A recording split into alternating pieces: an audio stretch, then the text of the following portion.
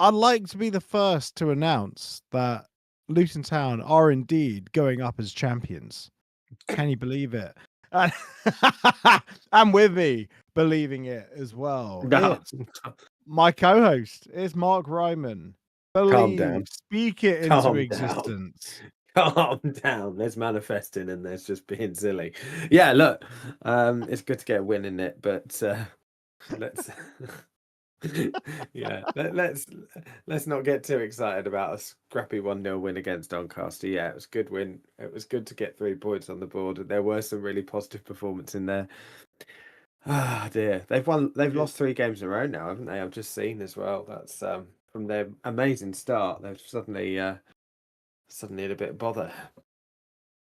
Yeah, I didn't really see much from Doncaster that makes me think that they'll be there or thereabouts come the end of the season. I think they'll drop off quite significantly. Hard enough to break down, although I guess we don't really. Everyone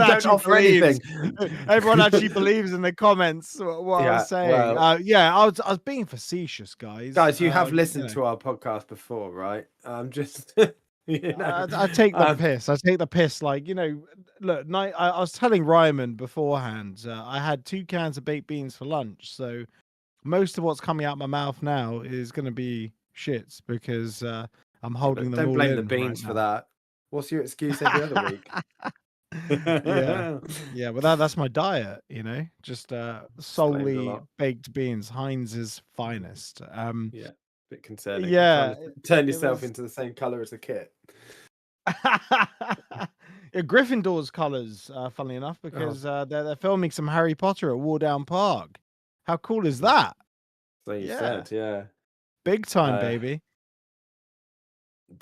Yeah, I mean, it's good to see Luton, and Luton providing some entertainment somewhere at least. But yeah, look, there's some positives, aren't there, from the game? We'll tell the positives. I'll be really interested, and I really hope people do phone in, because we do have this terrible record of when we actually win a game, nobody wants to call in, and I don't want to get known as the moanathon. So yeah, give us a call in, see how you saw the game as well, because that would be nice.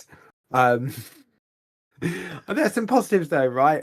For me, Shane Morris stood out in the first half. I thought he made everything happen. I thought he's excellent. Really was.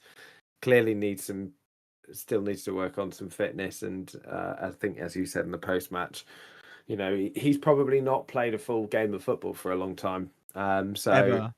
He's probably never played 90 minutes. No, he was blowing. He was blowing after 40 minutes. Yeah, but he was excellent, wasn't he, for those 40 minutes? I think only another 10 minutes of that, he'd have been my man of the match. But Lamine Fane was probably mine, and a few others as well. He was brilliant too. And I have to say, Tedamengi was very good at the back, and he needs to be, and he needs to keep being as well. It still doesn't make up for everything last season, but I think fans booing him with a misplaced pass is a bit ridiculous. I don't get. Look, you won't find someone who is as pissed off about Tedamengi as me, as anyone who's watched this before knows. But he had a good game, so I think if you have a good game, you support the players on the pitch. That's my view on it. But they all had a good game. We look more solid at the back. Who knew that back four might work? It's not like we mentioned it. Yeah, I know. Yeah. Who would have thought? Like, something as simple as putting defenders behind Ali and whoever plays on the other wing. Yeah, that's playing your wingers as wingers, right? Play your wingers as wingers. Have defenders behind them. Who would have thought? But I'm happy with the win. Obviously, I'm bloody chuffed. Because it makes our standing in the table look slightly better, because it could have gone either way. I think it was 4 wins, 4 losses, no draws. Okay. And if we lost, it would have been 4 wins, 5 losses. But now instead it's 5 wins, 4 losses, and it just it seems a bit rosier. But there are obviously still issues, like the fact that we can't score from open play. I was going to ask you this question, and in the chat, get involved with this as well. But Ollie, does this answer any questions for you? Because that's the real thing for me. Does this answer anything? Does this change anything? It changed the fact that we actually played and succeeded with a back four. I But don't know what that was a question though, was it? I mean, we all knew it would be better, but yeah, sure, okay, I'll take that. yeah. No, it doesn't change too much. I guess that the key thing from this was that the players looked like they could give a shit this week, which was Yeah, nice and rare. It's something that we haven't seen like for well, pretty much since the players were in the Premier League when they grafted every single week. But now that we got to just keep that going. The players yeah, have to turn up every single game week, not just one week, not just turn up when they feel like it. I want to see Tedamengi have a performance like that against Blackpool, and then I want to see it against Stevenage. I don't yeah, want that's him right. not turning up again just because, yeah, well, I've done it now. Yeah, 100%. You scouts have seen what I'm about, come and get Hmm. me. I Yeah, want to see more of Lamine Fanny. We need to see more from Zach Nelson. In all fairness, I think Zach Nelson perhaps needs a couple of games coming off the bench, maybe. He was lost for huge amounts of the game. Like I was watching the midfield three very, very keenly from where I was sitting in Block E. Fanny with some great runs through, Saville with some great coverage. Like whenever Makoso or Naismith did venture forward, um, Saville would fill in whatever. And the shape was good at the back. But you got to walk before you can run. That's the only thing I can really think of. But I think forwards wise, the issue was because Zach Nelson was so lost, it impacted the forwards. I think it was Ali's worst game. I don't think he got past his man once the yeah. entire game. I might actually check the stats for that.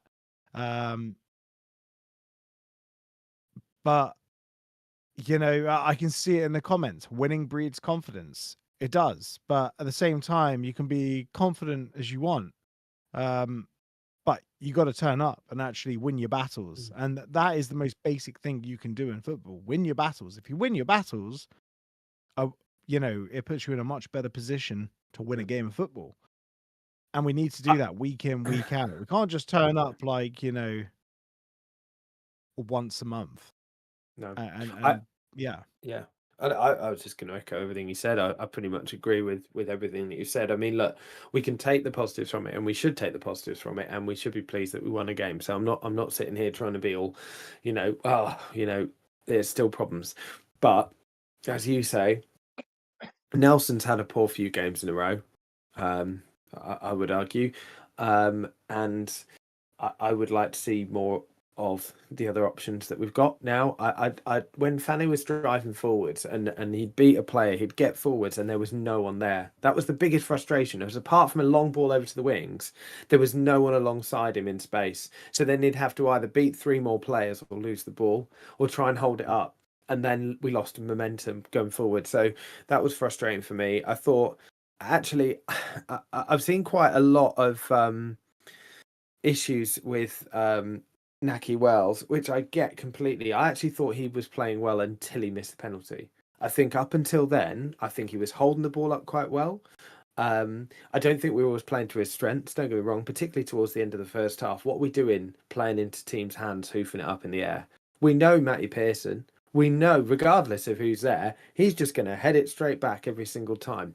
Why are we doing that? We've got technically good footballers, play it on the floor like we were at the start of the first half. But actually, I thought Naki Wells did well until the penalty miss. It was poor penalty for me, and after that, his confidence just went. Really? Yeah, What made you think it was a poor penalty? I thought it it was a was good penalty. a It was good a height to good save. height. Good It height was for the good keeper to height, but it save. was powerful. It was good height to keep to save. It wasn't in the corner. Any keeper who guesses the right way saves that penalty for me. You just got to guess the right way. It wasn't a good penalty for me at all. I know that I don't feel like that. That for me is you either got to beat the keeper with the eyes like Shaden Morris did in his penalty, or if you're gonna not worry about which side the keeper's going, you've got to put it more in the corner than that. Because for me, that was the problem with the penalty. But look, people miss penalties. I'm not going to get on his back for it. I just think, we've also been spoiled. Let's be honest. Carlton Morris was absolutely brilliant at taking penalties. There can't be an argument there, and we have been spoiled. We all remember what it was like when Adebayo was taking it before then. Decent save from the keeper, but that's all it is, a decent save. I think most keepers should save that if they're guessing the right way. That's my view on it. But anyway, look, either or, I think Naki Wells was good up until that point, and the penalty took away some of the confidence. I don't understand why Nordas has suddenly dropped down the pecking order so much. Technically our top scorer, I think. I know it's not much, but in all competitions, 2 goals, right? Yeah, exactly. But no, I find that odd. And don't get me wrong, I thought Jogoberg was brilliant when he came on. Thought he was excellent. But it's just odd that Nordas is so far down there. And you'd think if Yates was playing, there'd be another player in front of him as well. So, there we go. So I find that odd. And the only thing we made from open play, I think, was for the penalty. That nice little 1-2. We played it quickly. Very nice first time. Really good move. And that's what you want to see more of. And that was probably the best move from open play that we had, right? So it's that, isn't it? It's the attacking intent. And then in the second half, I get that we just wanted to win the game and see it out. And we can, we could have caused our own downfall. Look, Doncaster barely had a go, apart from right until what's his name, Molyneux. Is that right? Is that his name? Molyneux had a shot. Ground. That's all I can think of. Yeah. I was like, oh yeah, I recognise that. But that was pretty much it. So yeah, I thought Naismith led the line really well, and he hasn't always done that. So yeah, fair play to them for keeping it out, but that's hard to watch going forwards second half. Yeah, but it was safety first, and a big part of that was playing 4 centre backs as well. Like you have Makoso right back, and I think we said midweek in the midweek catch up, it was a case of I don't want to see the fullbacks going beyond the halfway line, and I'm glad that didn't happen because it meant you had that defensive sturdiness to you there, and it meant the attacking players could attack, even though in the second half they didn't really create that much. I feel a lot could be resolved by potentially replacing Zach Nelson with another striker. I think Naki Wells could do well in that sort of 10 role, that deeper role, because he has those attacking instincts. He's a bit more of a seasoned pro. A lot of love for Bode in the comments, and you mentioned it as well. Like he's raw, but he looks mustard. First thing he did when he came on was win a big flick on against Matty Pearson. Beat him in the air, flicked it onto the wing, puts his body on the line. There was one, he's a willing runner as well. Like he managed to keep like a misplaced pass in play, crashed into the advertising hoardings. He looks like a proper athlete. There's a lot more to come from him, but at the same time, sometimes those incredibly unpredictable players can be good ones, even if Wells needs a rest after playing the majority of the game, play Nordas can play that sort of deeper striker role because he can drop deep, receive a ball, hold it up, bring others into play. But I feel having 2 strikers is quite important in this system because when you got Morris, who is an out and out winger, and you got Ali, who, his deliveries can be very hit or miss, and he can have games where he goes completely off the boil, like yesterday. It was good that we applauded him and he walked around the pitch, and we didn't give him shit for one of his worst games in a Luton shirt. Most games he has a good. I think as well, to be fair, and he's never been one that you feel like is not putting the effort in.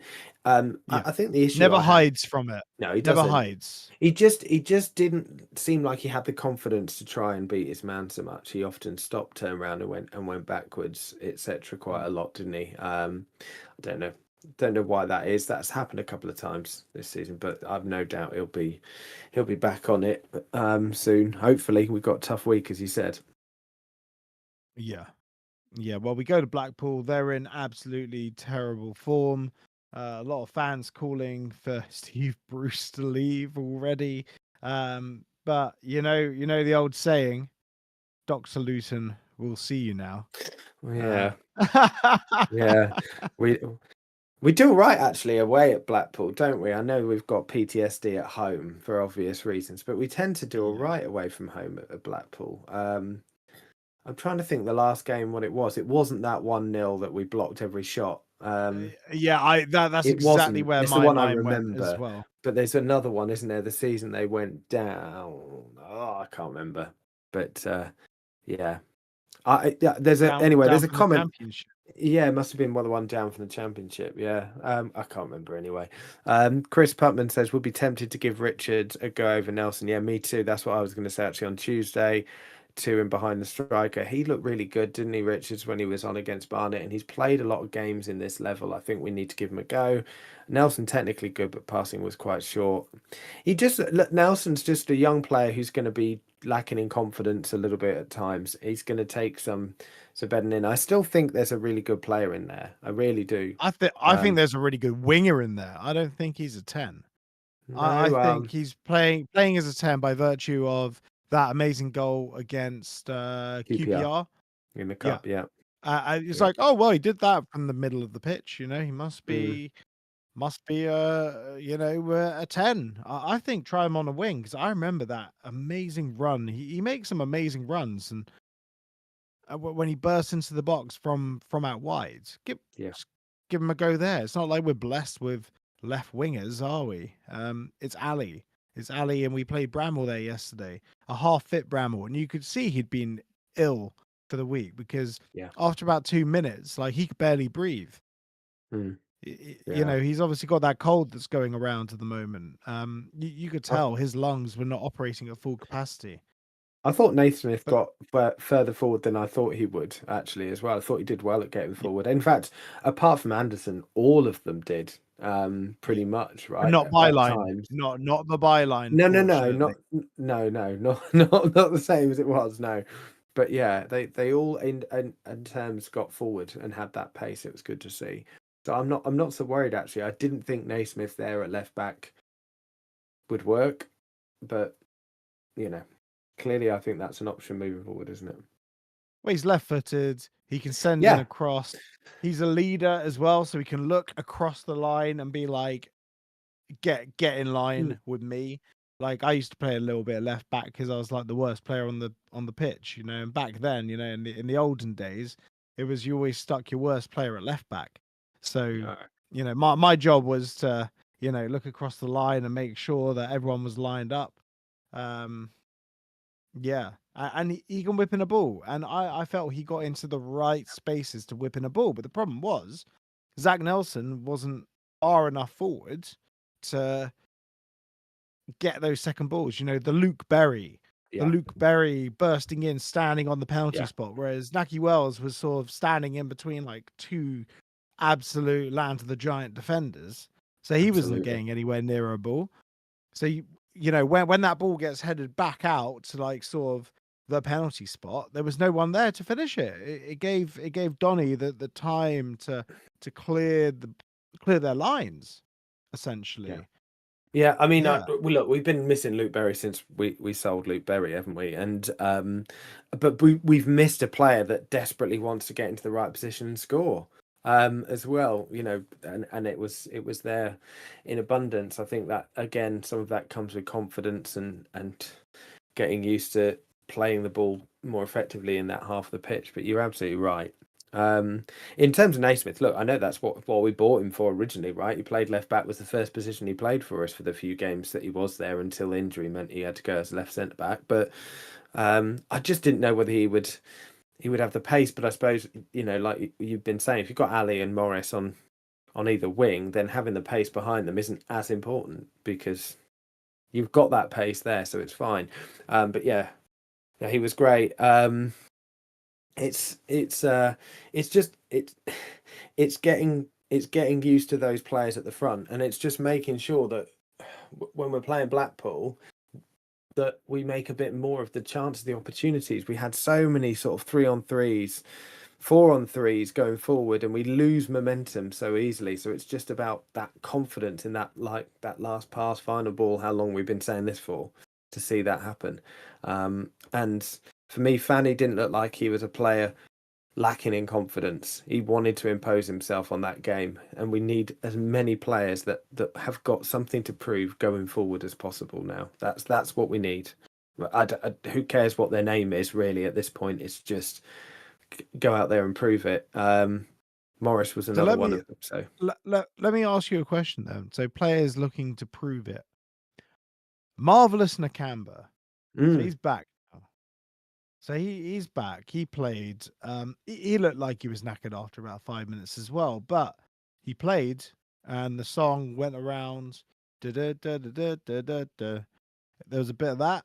I didn't know if people would sing for him when he arrived, but fair play to the fans. Well, we did.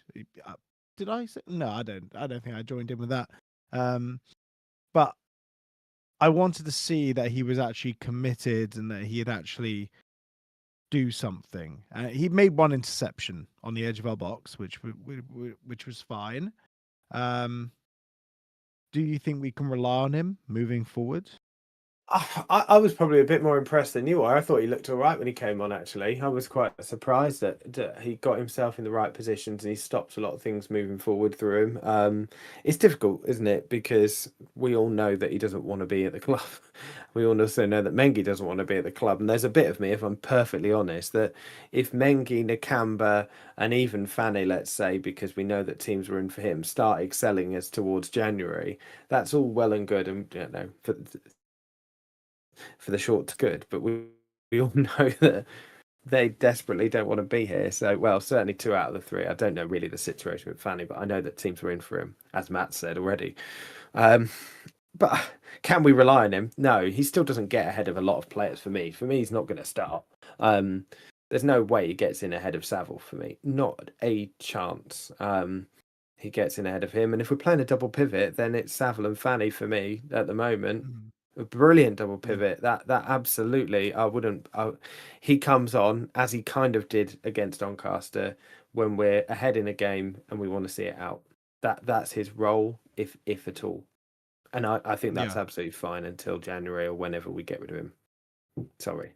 Yeah. Well, the good thing is if he's excelling, it'll make a big difference from like how the way we've sold other players in the past, where you know players have just stunk the place out for 2 years and then we sell them for a loss. Don't know if we made any money on any players. Can't imagine we made anything on Tahith Chong. If anything, we probably made a loss. I see a comment here from Highland Hatter. Good evening, everyone in the chat, by the way. Yeah. And we'll get our first caller in a moment. Exeter fans say Ali doesn't look half as good for us as he did for them. Yeah, well, because he's been playing wing back for us. He's not a wing back. That's why he hasn't looked good. As soon as he gets a couple of games under his belt in left wing, he was probably absolutely shocked that he didn't have any defensive responsibilities. That's probably why yesterday was a bit of a quiet game. There's a lot more to come from Millie Ali. And hopefully a lot more from his YouTube channel. I watched episode 2 on his YouTube channel. It was nowhere near as good as episode 1. If anything, it was incredibly cringe, and I had to fight the urge to turn it off after about 15 seconds. I have not seen it. I don't want to now you said that. Just watch the first minute. It is so cringe. It's unreal. I'll give you the abridged version. So he gets a personal shopper who's she's Dutch. She's a photographer. She's a model. She's a skateboarder. She's I don't know. She puts a whole long list of things. A lot on the CV, right? Yeah. There's so much on the CV, which is incredible because she looks so young. She's there as his personal shopper / photographer / stylist. Oh yeah, stylist as well. They go rent a car, big town car, go to central London, go to like some high-end shops. They just stop picking clothes up willy-nilly. He's trying them all on, he's modeling them, and then cut. They realize they can't afford anything, so the next bit is they're in JD Sport. Right. Brilliant. And it's hilarious. And then he goes back with like bags and bags filled with his JD Sport gear. He did. He forgot he played for Luton for a minute there. It's a League One club, isn't it? Yeah. All your posh clothes are at Power Court, mate. We've got right. yeah, before I bring in before but what are you gonna say before I bring in Well, no, Tyler? I was just gonna pick up on a comment that was on here because I think it's a good one. Tom Mollett said the decision making the final third is still a major issue. Yeah, it's kind of what we've been saying, isn't it? And that is what I meant by have we really answered any questions in terms of that. For me, it's no different. And we need a striker who arrives in the right place in the 6-yard box. Yeah, Al Hamidi. Let's hope it's him. It would be good, but you need a second. You need the second striker to arrive because the thing is, the first striker, 2 defenders are going to be on him, like they will, unless they have the ability to sort of cut back. If they can cut back, like when the ball gets sent in, or because either the ball's going to get flashed across in the corridor of uncertainty, or it's going to get cut back to the penalty spot. Those are the 2 ways a ball's going to get delivered. Well, obviously there's like the deep cross like Naismith was doing, but those are the 2 ways the ball's going to get delivered. You need 2 strikers or a striker and an attacking midfielder who knows the Luke Berry role. Consistently having a midfielder that pitches in goal with goals. I don't correct. Remember Cameron McGeehan? Well, Cameron McGeehan scored yesterday actually for Northampton. I'd get Cameron McGeehan back. Yeah. I think he scored leaving was the biggest mistake. Yeah, but look, I think I was going to say, look, teams don't get promoted without a midfielder that chips in with a fair few goals. I don't know of any that don't have a pretty prolific midfielder in terms of goals and assists. So we do need that person there. Lamine Fanny looks like he's going to be someone who can help drive us up the pitch, which is great. That's what we need. But like you said, we need someone like Luke Berry, Cameron McGeehan, whoever you like, to be on there at the edge of the box, running in onto the penalty spot, putting them away. Right. Stop talking. Absolutely. And let's get our first person in, shall we? I'll drag him in if you like. I'm already way ahead of you. Right, we got Tyler from T-Boys TV. How are you getting on tonight, Tyler? I'm all good. Tyler. How are you guys? Yeah, doing all right. Well, got a little bit of a cold, but otherwise doing tickety boo. Liking the new mic, Ollie. Oh, thank you. We actually used them at the Brickies last year. And I thought it was about time that we actually used it. And apparently it makes my voice sounds a lot more bassy and James L. Jones-esque. You're a bit young. You won't know who James L. Jones was. But yeah. Yeah. It gives me a rich power to my voice. Yeah, no, it's much better. No, thank you. It still doesn't change what he says, unfortunately, though. It's still shit. If only there was like a filter that sort of covered up the BS that I talk, then that would just be perfect. But unfortunately, they haven't made that yet. Maybe there'll be some like AI generator I can speak into, and it will like clean up my, actually put my thoughts into coherence and well thought out prose. Who knows? Maybe one day. Right, Tyler, tell us, what were your thoughts? Take-home messages. We put your channel in the chat as well, because I believe we have more subs than you now, Tyler. Yep, you've overtook me. Oh, yeah. Way easy.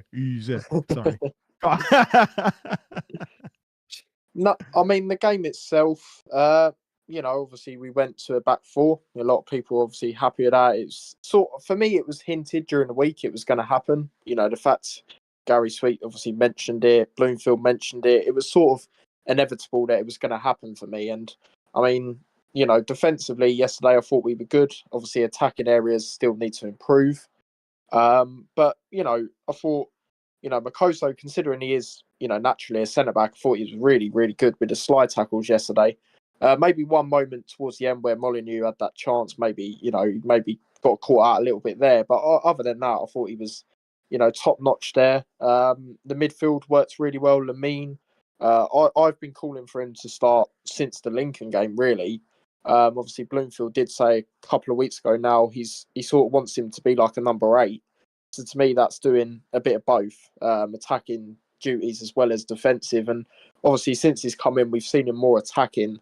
wise, which is interesting given he is actually a CDM. But I mean, if he can do both, obviously you've got Saville predominantly doing more defensive work, and then the players out wide. Then hopefully we see a little bit more from the strikers as the weeks go on. But yeah, I'm a little bit surprised, like a lot of people in the chat, that Nordos isn't really getting a say in at the moment in certain games. It's a bit of a surprise to me because I don't think he's going to get a huge amount of goals, but I think his link-up play is really good, and I feel that could be influential with, when the other strikers aren't quite cutting it, like Wells or Yates or somebody like that.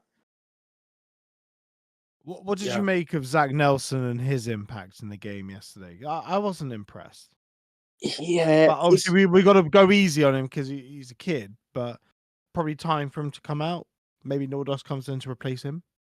Yeah, I mean, there's a lot of things you could. I mean, I think Kabode is another good shout of a player you could put in for the game on Tuesday.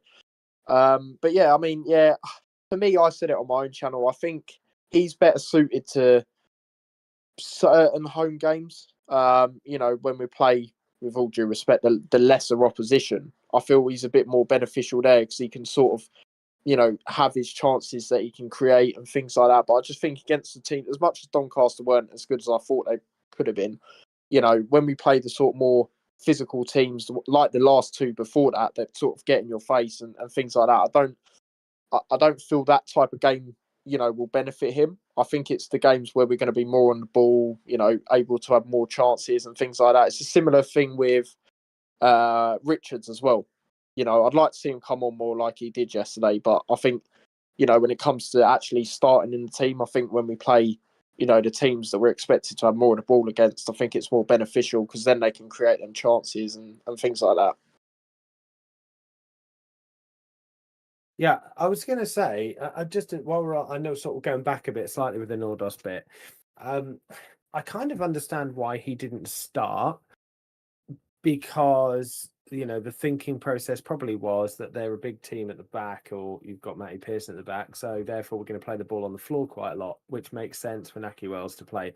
But as we were saying earlier, we didn't really do that a lot. And then if you're going to hit it up in the air and you're expecting Nahki Wells against Matty Pearson to win a ball, it is an odd decision, isn't it, to make? I found it odd. So what do you think moving forward then, Tyler, about Blackpool? And with probably some players back, right? We think there might be a few back either for Blackpool or for the Stevenage game at the end of the week because no one's really poorly or injured, are they? I think from that lot that missed the game, so there could be Longwhite back, there could be Clark back. Would you make many changes, do you think? I think going into this game, the side that I would particularly change is I'd probably have to take, me personally, I'll take Nelson out for this game. And I'd probably put like Gabode or somebody like that. But yeah, like you say, hopefully Clark's back. I remember that game when we played Blackpool and beat them 3-0 at their place. I'm not saying it's going to be the same thing, but I remember Clark was very influential in that game. So yeah, hopefully he's, back for that. I'm not sure how long the Yates concussion is. Like the protocols he's got to take.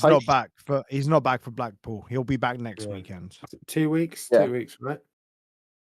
Yeah, I only say that. I know he's not been, in a lot of people's eyes, the best since he's come in, but I just thought against the former club, he could maybe do something. That's the only reason I mentioned it. But yeah, the others, like say, Longwick, hopefully he's another option that we can have. Hopefully it's centre-back and not playing him.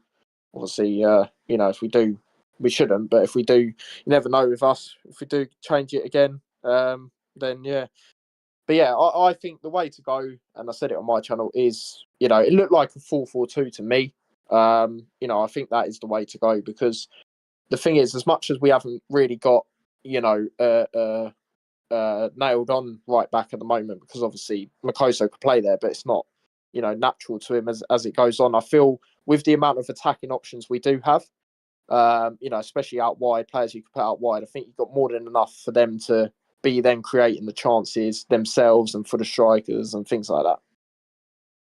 Yeah, I agree. I think 4-4-2 is the way to go. Maybe 4-4-1-1, but I think both those ones up top have to be strikers, sort of flipping between who goes deep, who pushes on. We've definitely got the options for it. Like, well, especially once Yates is back, then Ali Al Hamadi's going to be back as well. Yates could do the deep lying role, but I guess you've got to have one person up there who's kind of an imposing figure for when the crosses do come in, because if you're going to have Cal whipping in balls, you've got to sort of weaponize and have someone big up there. But I think at the same time, I don't know. You guys tell me what you think. I just think we're not penetrating through the middle as much as we should. We're not utilizing the middle of the park, and I felt with Fanny we did a bit more of that. But there's still room for improvement. Yeah. Yeah, no, most definitely. Yeah, I'd say exactly the problem. We get too predictable just playing out to the wings. You know, teams know exactly how to defend against us, and I know that Ali didn't have a great game, but I'd also say that they immediately was 2 players on him every single time we got the ball as well. At least Naismith gave a different dimension. Yeah, for he the did. Crossing, though. He did, which was great. But you know, we've become that team where people know that you just get it out to Ali or now Shade Morris on the other side. So we do need to be attacking through the middle a little bit more. 100%. It's interesting. We've got to play at least 2 up front, I guess, because of how many strikers we've got.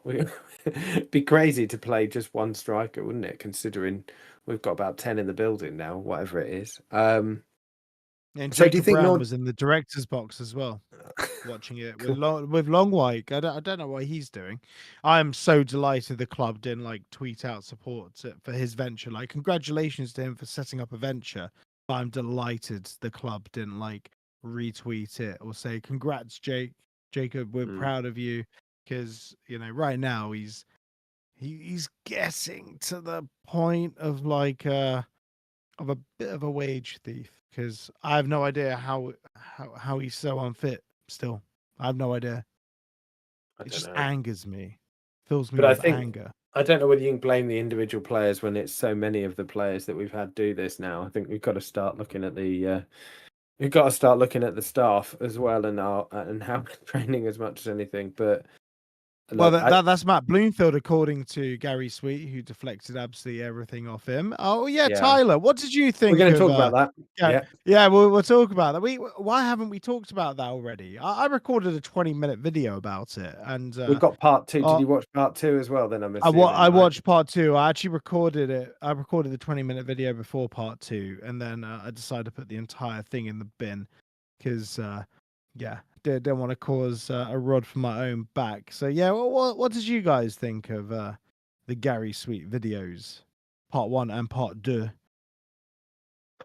Go on, Tyler, you go first. Yeah, all right, I'll go first. So in particular from the first one, I took more. Me personally, I took more out of the first one than the second one, because I just felt there was more sort of comments I sort of heard, and I was like, well, wow. So the first one is where he mentioned allow ourselves a bad performance. The problem I have with that, been allowing it for 2 years. Yeah, exactly. That's exactly what I said.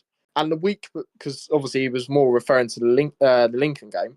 The game before that was not good enough as well, So I couldn't really agree with that. The other thing was the Kenny. It's like, well, you've got to the players have got to try and get the fans up themselves. If they're doing, because a lot of games we've started, especially early on, we've been quite sloppy in possession, I would say. In the opening 10 minutes, we get the ball away quite a lot and things like that. And, if they start off like that, then the fans are going to be frustrated because they know we can do better. So there was that as well. And there was something else, but I can't quite remember what it was, that I did sort of bookmark when I was listening to it. But yeah, there was certain things I didn't really agree with, and they were the main sort of things, especially the bad performance one.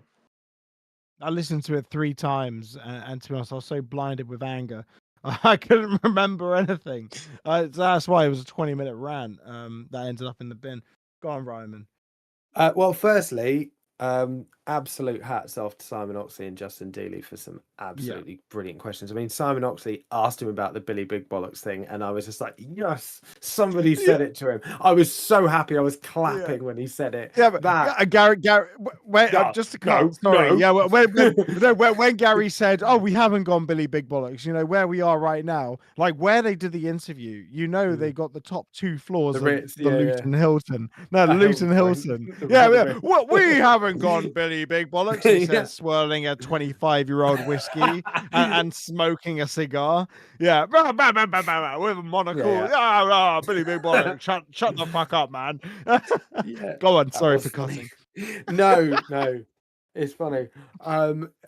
Just like it screamed of a man completely out of touch or doesn't give a shit. Probably a bit of both. It infuriated me, but it didn't surprise me whatsoever. I just listen.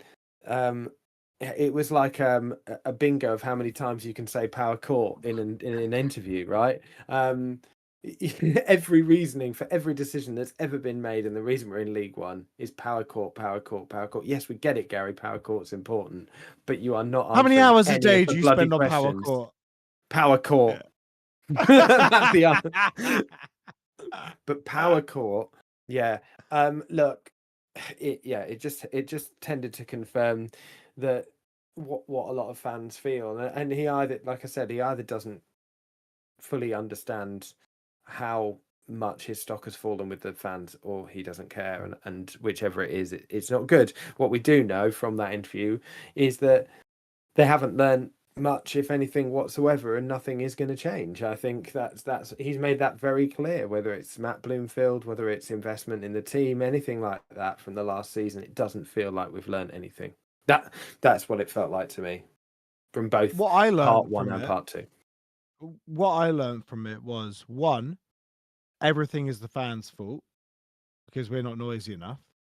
And I don't know if anyone's watched my post-match. I likened going to football, Luton Town, like going to a play where it's absolute shit. No one knows their lines, and you paid a bomb for like watching the world's shittest play. It's the fans' fault, but we react to what goes on the pitch. And also, the second thing I learned was nothing is Gary Sweet's fault. Everything is everyone else's problem, which is remarkable. He's made out of some space age Teflon. Nothing sticks to him. It's tremendous. And when he talks about the executive members and the boards, they're all his mates, and he's maneuvered people out and replaced them with essentially sycophants and yes men. So they're never gonna say, "Oh no, Gary, I don't think you're right with this one." They're just gonna keep letting him crack on with whatever he wants to do. I'm putting a lot on Matt Bloomfield as well. Well, all I ask is, if you're going to put all this stuff on Matt Bloomfield, literally leave it to Matt Bloomfield. Let him just crack on and just stay away from it. Go focus on power court. As I've said, go play in the mud. So put your welly boots on and splash around in the culvert. Just one more thing on this, because another thing that pissed me off is when he was asked about the director of football, and he gave no reason as to why they don't want to go down that model. Other than he did. The French or the Germans do. It's a European framework, Ryman. That's not the reason not to do it. That's just stating the bleeding obvious. I mean, that was a reason. It's a European framework, Mark. Don't you know? Yeah,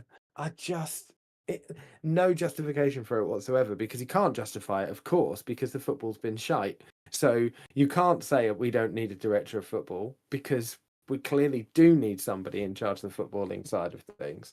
And the thing that really frustrates me about it, right, is if Gary Sweet turned around and said, look, I get it. I get the fans' frustration. Yes, I have been completely focused on power court because it is this massive project. I for one, would be fine with that. Yes, it is. I wouldn't expect anyone to be able to manage both. That's fine. No problem with it. Hold your hands up and say, we made a mistake. We tried to basically do what we'd done before when we were back in the Championship the last time round. But now with power court as it was with the Premier League money, we just didn't envision that it would be that much of a job. We got it wrong, and this is how we're going to change. Fine. I'd be absolutely fine with it. It's just the complete denial that there's nothing wrong. Meanwhile, we're in mid-table, losing 3-1 away from home against Lincoln City. You know, it's... And yeah, I mean, the second half, he said, well, that's it now. We're not going to be any further down. But no, again, justification for it. That made me laugh. Because Justin Dealey, brilliant question, said, but fans will be screaming at this, saying... I think he said that. He said, fans will be screaming at this, saying, what's the point in opening Power Court? We're going to be in the 4th tier or something like that. He said, well, no, that's as if that's a silly question. Well, of course not. This is as low as it's going to get, definitely. Where's their justification for that? It's crazy. Anyway. Yeah, honestly, and so, some of the reasons he came, like in the second interview, which didn't infuriate me as much as the second one, but when he said, yeah, if you list all the football stadiums in England, ours is currently second bottom in League One, whereas Power Court would put us like, lower mid-table in the Championship. It doesn't work like that. I was going to say, he's been to Bolton, Sunderland. How long did they spend in League One, for crying out loud? I mean, how long did Sunderland stay in League One? Bolton is still there. How big's Bolton Stadium? I'm going down the list. So Stadium of Light is the 16th largest in the UK. Bolton, it's a fascinating one, really. This list has like I know it's called something else. The Tough Sheets. Tough Sheet. Yeah, it's the Reebok to me. Oh no, it's the Reebok to me as well. Oh God, what is it?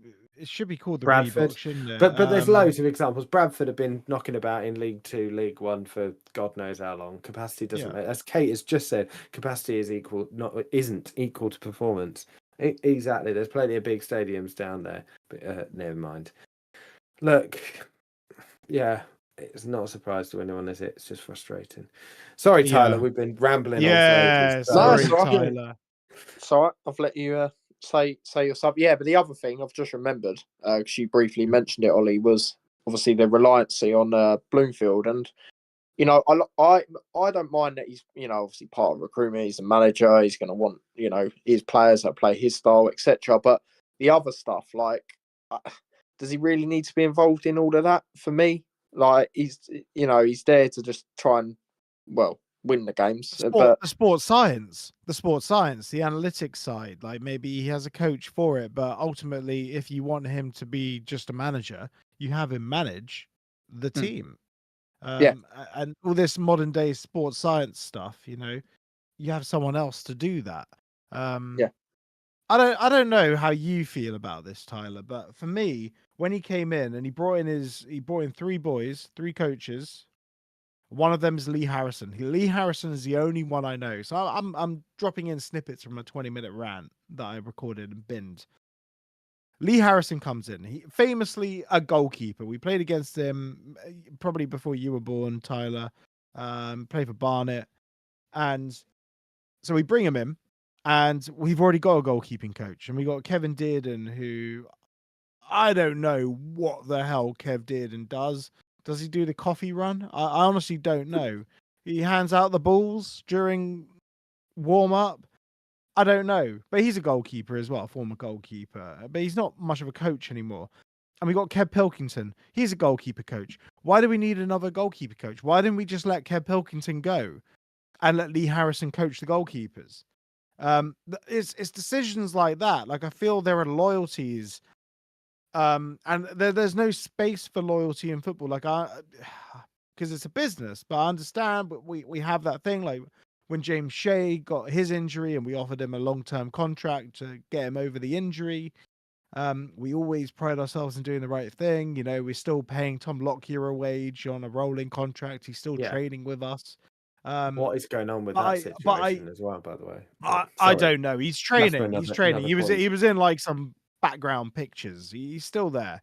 But what I don't understand is who's taking the responsibility for the overarching coaching role, because that remit would fall with a director of football, but because we've got no director of football, it falls with Gary.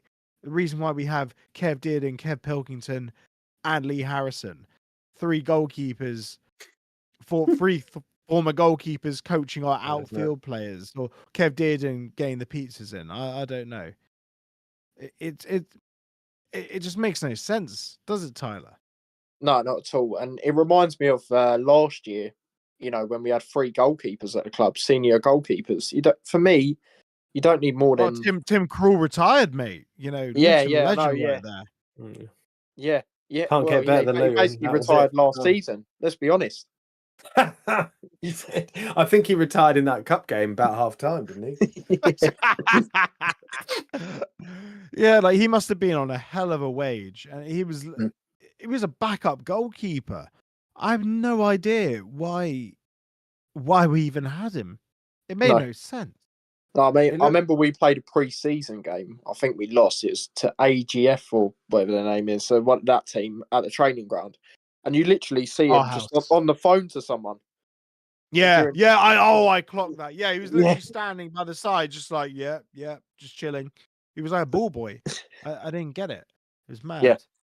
Yeah. Like I say, for me, me personally, I think 2 senior goalkeepers is fine, and then your third keeper's like a youngster, someone coming through. We did not need 3, and it just reminds me of that in the sense of the coaching department. And again, that I think Gary Sweet is the one dealing with all that, and he just, for me, he shouldn't be, because the stadium staff will be good, but at the end of the day, I just went on my channel with a Blackpool fan, and he was saying they had a stage where it's sort of similar with like construction on one of their stadiums, and he was saying at the end of the day, people are there for the football. They're there every week for the football. They're not, they want to see something now, basically. So I agree with you guys in the sense of we should have got a director of football. But yeah, it's unfair to Gary Sweet to expect him to be handling the football side as well, and he's pushed it all onto Matt Bloomfield. Like,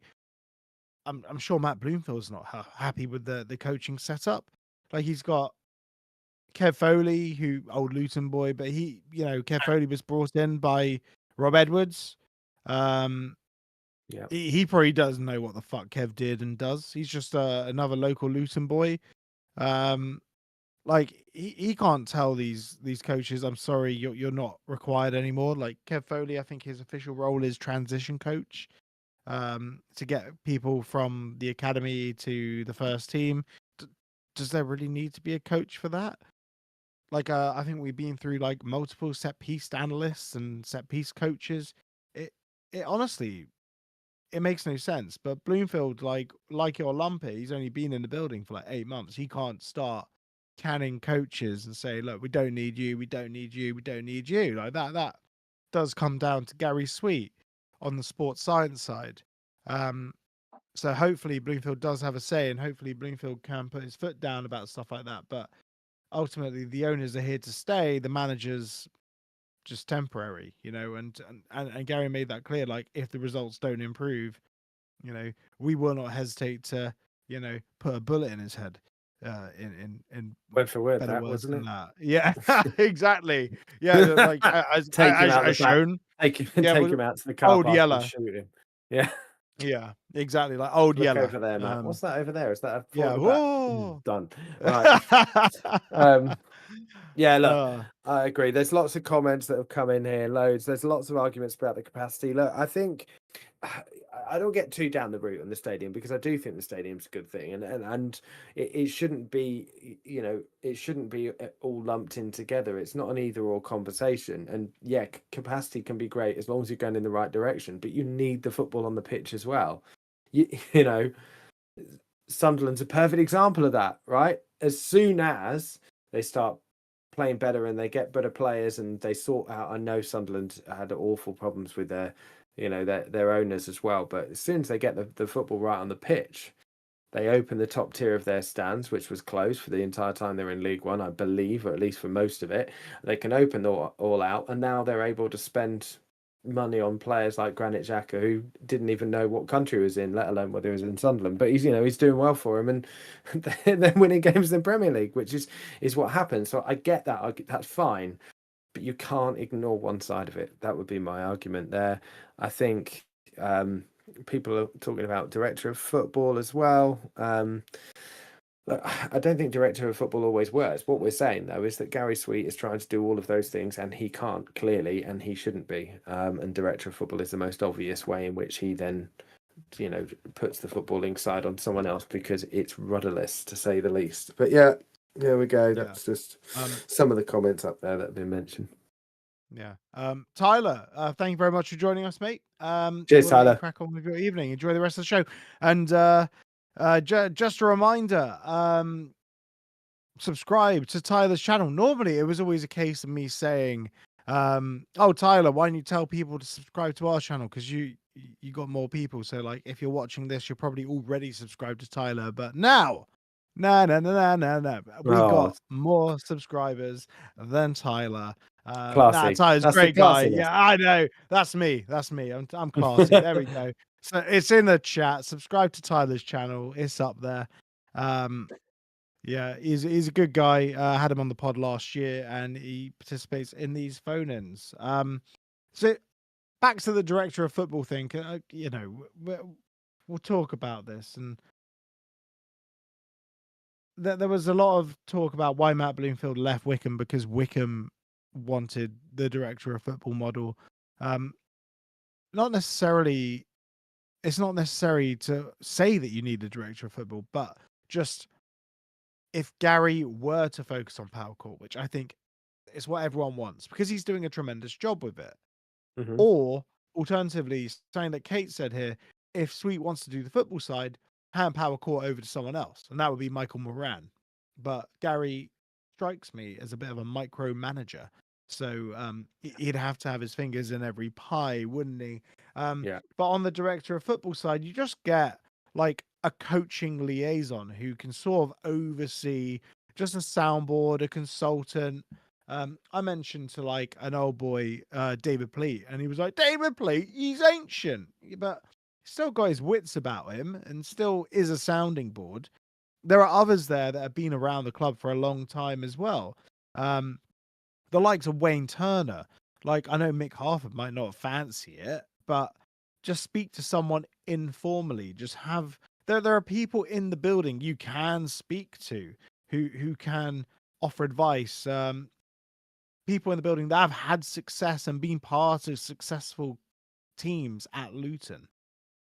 Like, why can't you just ask Mick Harford? Like, what do you think about what's going on, Mick? What should I be doing differently? Yeah, is Kev doing a good job grabbing the coffee? Yeah. I think as well, if you're going to do what Sweet says and lay everything on the manager's door, then as a board you've got to be better than we have been at hiring managers. Now that sounds a bit of a controversial statement, because we've had some bloody good ones, but if you think about all the dross that we've had as well, there's a lot of dross, right?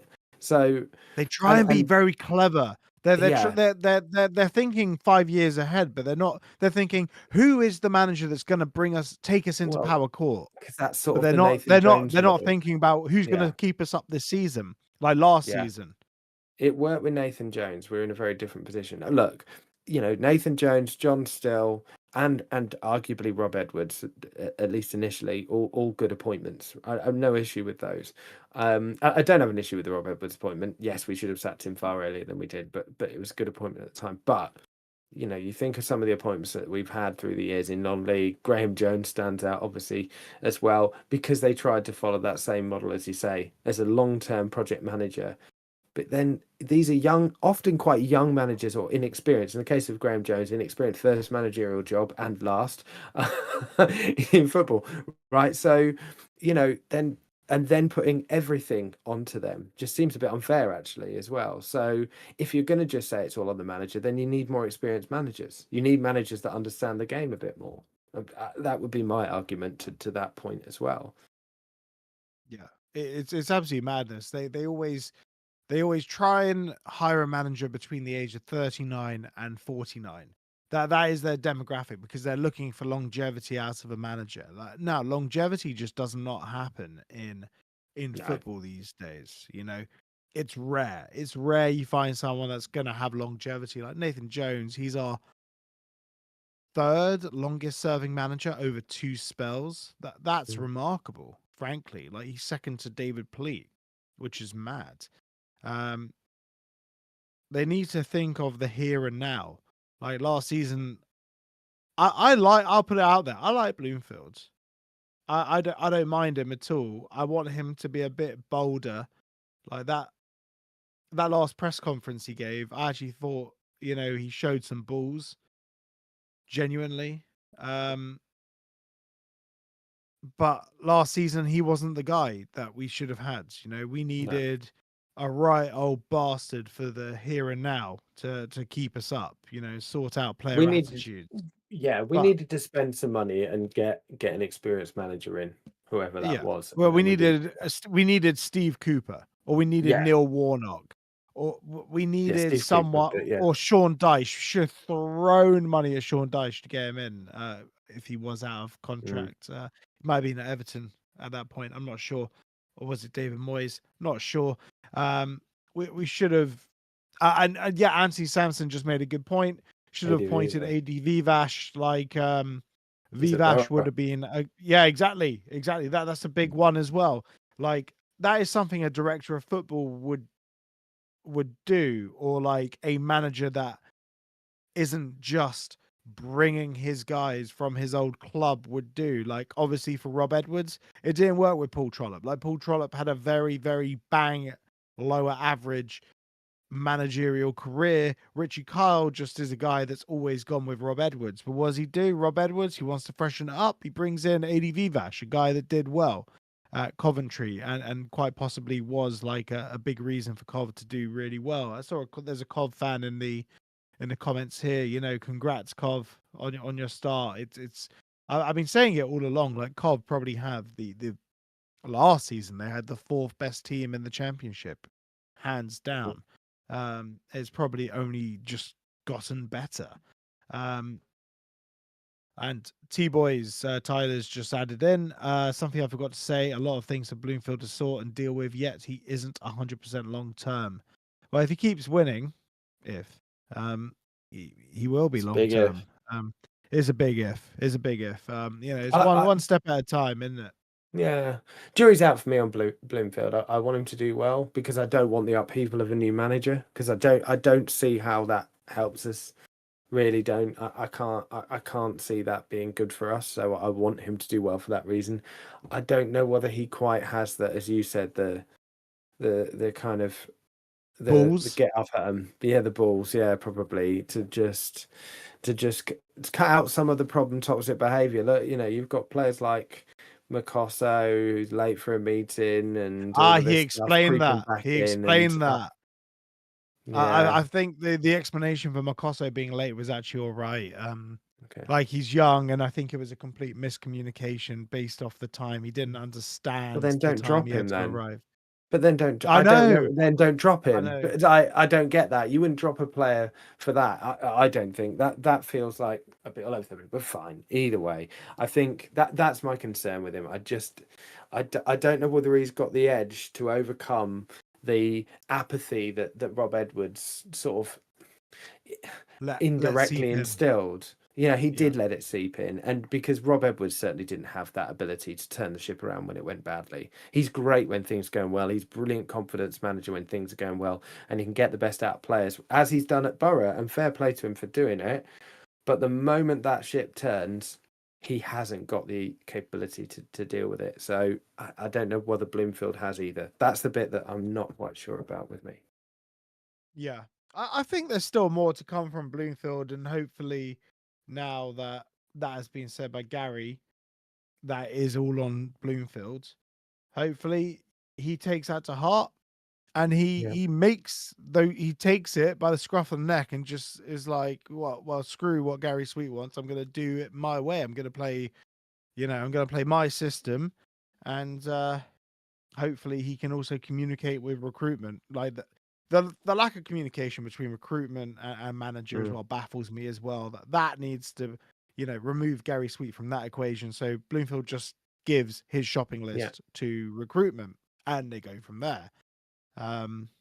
I feel like we've not had real leadership in recruitment for a while. I know we brought people in for that purpose, but I feel like we haven't had a leadership model in our recruitment. We've got some good scouts and we've got people that can find a good player still, but we don't have an overall person saying this is the system, this is what we need to recruit for. It feels like it's just a lot of voices, and maybe that's a Gary thing as well, but that's my issue with it as well. Well, there's the Luton way of playing, which is hopefully now changing. It was Luton play a 3-5-2, fast attacking football. That's what Gary said. Fast attacking football, dominate the ball. That's not. When have we dominated when's the last time we dominated the ball? Last time we were in League One, probably under Nathan Jones.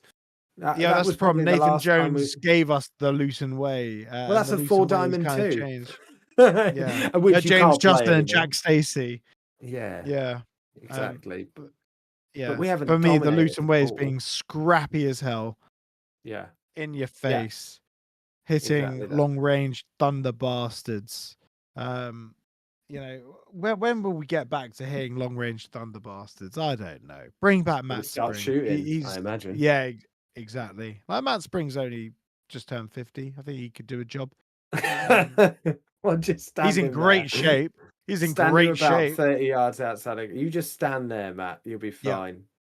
Hey, put him in the 10 roll. Just say, okay, just all you need to do is run like 20 yards at a time. He could do that. Absolutely. Yeah. He'll play the Luke Berry, Cam McGeehan role. People say we're overly nostalgic on this show. You want David Pleat back for Matt Spring to play in the Garford still do a job up front, can't he? Nah, he hasn't got the knees anymore, mate. What's Les Seeley doing these days? Oh, well, poor guy's dead. You know? Oh, is he? Oh, sorry. Terrible example. Right. He died years ago, but Ian Foyer could still do a job. Ian Foyer's in good nick. He's tall. He's still tall, I'm assuming. Right. Yeah, Jan Sommer. Okay. They're all there. I still think like dead Les Seeley could do a job. He was a character even from beyond the grave. What a character! Many games. That's probably a good time for us to. Yeah, there you go. Yeah, let's end it. Let's end it now before we get in trouble. Yeah, everyone.